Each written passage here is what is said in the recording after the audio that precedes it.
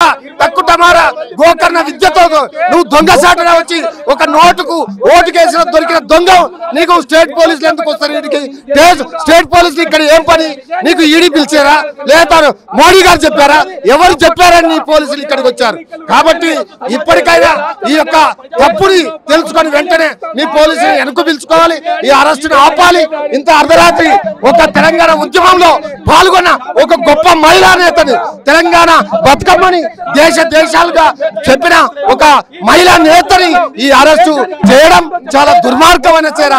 దీన్ని తెలంగాణ సమాజం తీవ్రంగా ఖండిస్తుందని ఈ సందర్భంగా హెచ్చరిస్తున్నాం.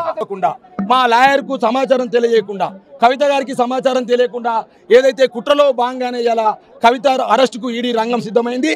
ఈ కుట్రలో 100% బడేబాయ్ మోడీ, చోటేబాయ్ రేవంత్ రెడ్డి ఉందని అర్థమవుతా ఉంది. ఎందుకంటే బేగంపేట విమానాశ్రయంలో ఎప్పుడైతే ల్యాండ్ అయిందో విమానం, ఇక్కడ ఈడీ వచ్చి ల్యాండ్ అయింది కవిత ఇంటి దగ్గర.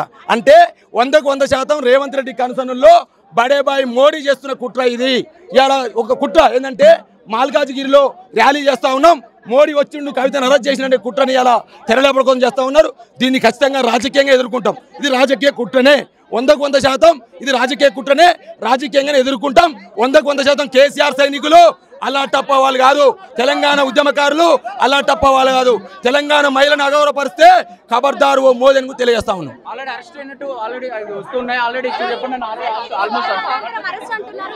ఇప్పుడు సోదా లేదు గీదా లేదు, అందులో తేలింది లేదు, ఏమి లేదు.